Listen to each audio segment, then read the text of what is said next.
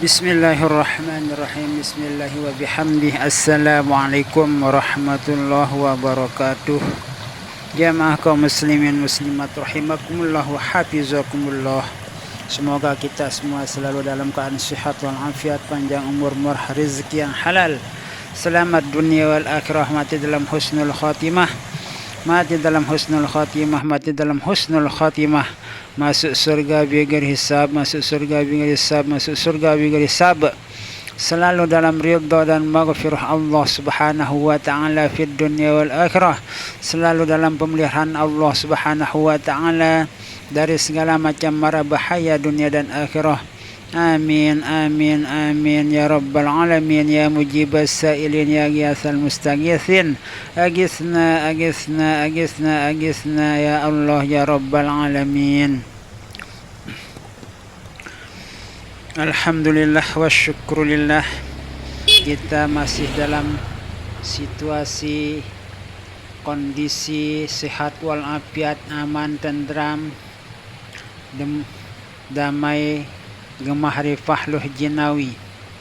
Walau keadaan di Indonesia ini khususnya pekerjaan sulit, orang banyak menganggur, pengangguran di berbagai tempat disebabkan karena ekonomi pekerjaan yang sulit dicari di Indonesia ini, sehingga banyak warga masyarakat kita itu ke luar negeri untuk mencari pekerjaan.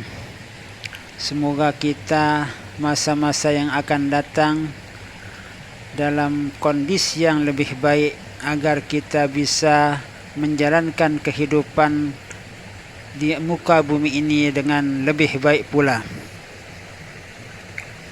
Kita di berbagai kepulauan Indonesia ada gunung yang dikatakan dengan Gunung Merapi. Kemudian ada gunung yang tidak merapi. Yang termasuk Gunung Merapi itu adalah di antara sebagian gunung-gunung yang ada di kepulauan Indonesia itu adalah Gunung Rinjani. Gunung Rinjani ini pernah meletus dulu beberapa ratus tahun, sehingga bentuk dari Gunung Rinjani itu seperti telah mengeluarkan lahar yang begitu banyak. Itu menurut penjelasan orang-orang tua dulu bahwa Gunung Rinjani itu pernah meletus. Namun yang sekarang ini Gunung Rinjani dikatakan sudah menjadi gunung yang mati. Namun Gunung Rinjani itu ada penggantinya, yaitu Gunung Barujari yang terdapat di Segara Anak. Tentunya Segara Anak itu tidak jauh dari Gunung Rinjani. Di Segara Anak itu ada namanya Gua Susu. Menurut cerita Abdurrahman atau yang biasa dipanggil dengan Man atau Ameng, beberapa minggu yang lewat si Abdurrahman itu datang ke rumah saya dan duduk-duduk di teras rumah saya sendiri. Setelah beberapa menit kami berbicara masalah kehebatan yang ada khususnya pada Al-Maghfurlah Bapak Maulana Syekh Tuan Guru Ki Haji Muhammad Zainuddin Abdul Majid Pancor, kemudian juga kelebihan-kelebihan yang ada pada Segara Anak tersebut. Menurut Abdurrahman alias Ameng atau Man itu pernah bersama temannya pergi ke Segara Anak dengan menempuh perjalanan yang cukup melelahkan tentunya, karena kita itu mendaki. Kalau kita tidak terbiasa mendaki, walaupun kita itu tidak mendaki, kalau tidak terbiasa jalan kaki, kita akan kelelahan dan sangat lelah. Apalagi kita itu mendaki sebuah gunung atau segara anak yang tidak jauh dari Gunung Rinjani tersebut. Setelah si Abdurrahman bersama temannya itu sampai di segara anak, lalu kemudian Abdurrahman bersama temannya itu menuju ke sebuah gua yang disebut dengan Gua Susu. Di saat masuk ke dalam Gua Susu itu sangat melelahkan, karena lubang dari Gua Susu itu kecil, sehingga kita itu terasa agak lelah disebabkan karena tidak bebas keluar masuk ke dalam gua tersebut. Namun setelah kita sampai di dalam Gua Susu itu, ternyata di dalam gua itu ruangannya besar sekali, luas dan bersih. Luas dan bersih, nyaman, kita senang sekali berada di dalam Gua Susu tersebut. Lalu kemudian teman Abdurrahman atau Ameng alias Man itu bercerita kepada si Man bahwa di tempat inilah Al-Maghfurlah Bapak Maulana Syekh Tuan Guru Ki Haji Muhammad Zainuddin Abdul Majid Pancor berkholwat. Namun tidak semua orang bisa melihat Bapak Maulana Syekh yang berada di dalam ruang-ruang yang ada di dalam Gua Susu tersebut. Hanya orang-orang yang sudah mempunyai ilmu kasyaf atau banyak zikir wirid ingat kepada Allah yang biasa melihat dari penampakan Al-Maghfurlah Bapak Maulana Syekh di dalam Gua Susu tersebut. Kemudian di saat Abdurrahman atau Ameng alias Man itu menceritakan hal tersebut itu, si Abdurrahman walaupun dia itu ikut masuk ke dalam Gua Susu itu tidak melihat atau tidak menemukan di mana tempat Al-Maghfurlah Bapak Maulana Syekh Tuan Guru Ki Haji Muhammad Zainuddin Abdul Majid Pancor berkholwat di sana. Kemungkinan Abdurrahman alias Man itu tidak mempunyai wirid yang begitu banyak atau tidak memiliki ilmu kasyaf sehingga tidak bisa melihat penampakan Al-Maghfurlah Bapak Maulana Syekh Tuan Guru Ki Haji Muhammad Zainuddin Abdul Majid Pancor. Lalu di saat itu saya mengatakan atau menjawab si Abdurrahman itu, apakah itu tidak jin yang dilihat oleh orang-orang yang datang ke dalam Gua Susu itu? Bisa saja jin itu menyerupai si A, si B, si C dan seterusnya. Namun menurut keterangan si Abdurrahman itu, kalau Al-Maghfurlah Bapak Maulana Syekh Tuan Guru Ki Haji Muhammad Zainuddin Abdul Majid itu tidak bisa jin-jin itu menyerupai dirinya dengan Bapak Maulana Syekh. Sampai begitulah tingkat karomah yang dimiliki oleh Al-Maghfurlah Bapak Maulana Syekh Tuan Guru Ki Haji Muhammad Zainuddin Abdul Majid Pancor. Jadi tidak bisa jin-jin yang ada di muka bumi ini menyerupai dirinya dengan penampakan Al-Maghfurlah Bapak Maulana Syekh Tuan Guru Ki Haji Muhammad Zainuddin Abdul Majid Pancor. Kalau kita melihat penampakan Al-Maghfurlah Bapak Maulana Syekh dimanapun, berada.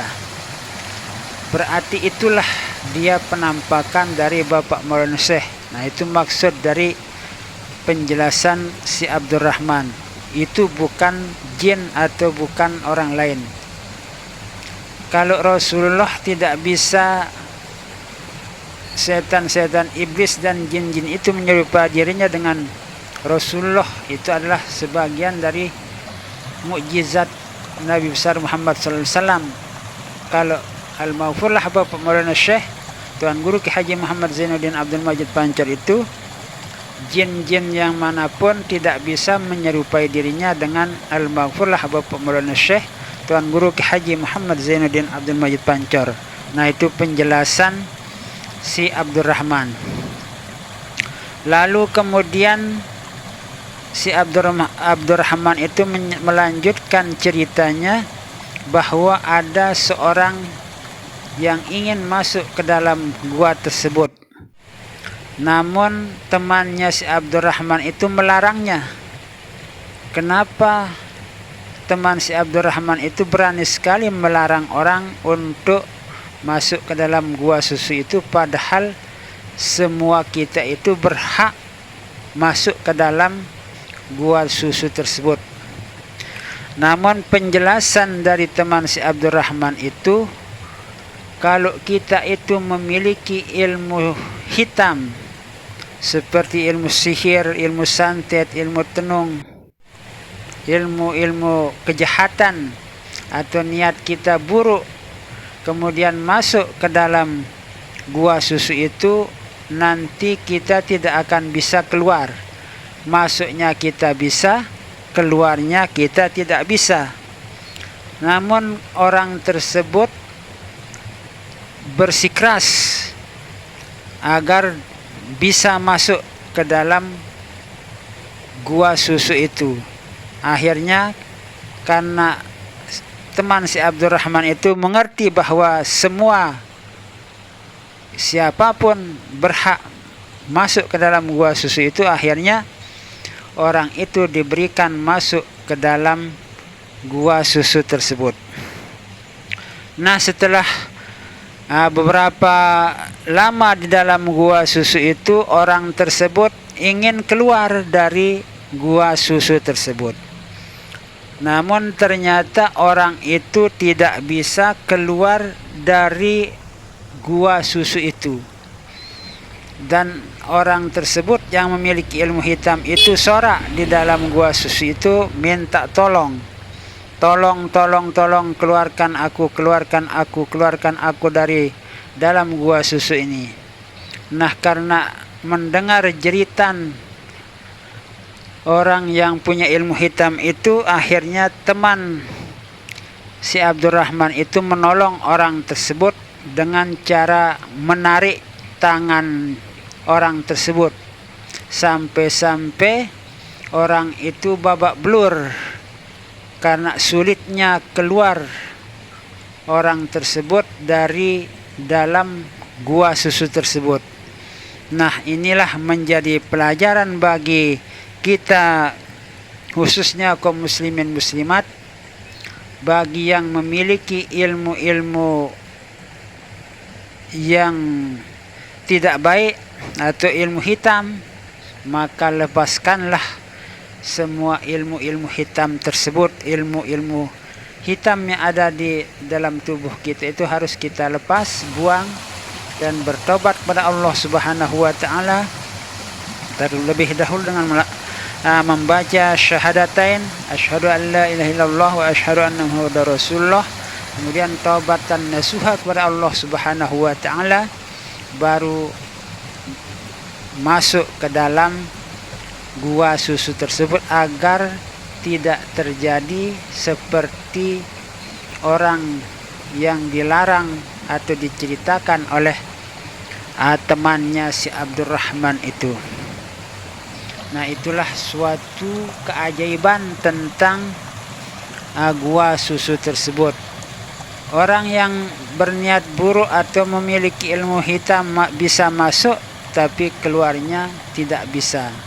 Nah, ini adalah suatu ilmu yang sangat bermanfaat bagi kita, agar kita itu kalau ingin ke tempat-tempat yang suci itu harus kita mensucikan diri dulu terlebih dahulu agar kita itu tidak kesulitan nanti di dalam melaksanakan hal-hal yang perlu kita laksanakan pada tempat tersebut. Nah, itulah sebagian cerita dari Abdurrahman kepada saya beberapa minggu yang lewat tentang karamah atau sebagian dari karamah al-maghfurlah Bapak Maulana Syekh Tuan Guru Ki Haji Muhammad Zainuddin Abdul Majid Pancor, dan kelebihan dari gua susu atau gua yang ada di Segara Anak dekat Gunung Rinjani itu. Memang Gunung Rinjani adalah tempat yang sangat angker, yang banyak kita dengar dari masyarakat luas bahwa di sanalah tempat bersarangnya jin-jin yang baik maupun jin-jin yang jahat, yang kalau kita itu berbuat macam-macam tentunya makhluk-makhluk halus yang ada di sana akan turun tangan untuk memberi peringatan kepada kita semua. Sebelum kita ke sana, perbaikilah niat hati pikiran, banyak-banyak bertobat pada Allah Subhanahu wa taala agar kita itu pergi pulangnya itu dalam keadaan selamat, sehat walafiat. Seperti Abdurrahman itu pergi dan pulangnya itu dalam kondisi sehat walafiat sehingga bisa bercerita kepada saya di teras rumah saya itu. Terima kasih, semoga apa yang saya ceritakan dalam kesempatan ini bisa bermanfaat bagi kita semua. Amin amin amin amin. Wallahu a'lamu bissawab, wallahul muwaffiq wal hadi ila sabilir rasyad. Wassalamualaikum warahmatullahi wabarakatuh.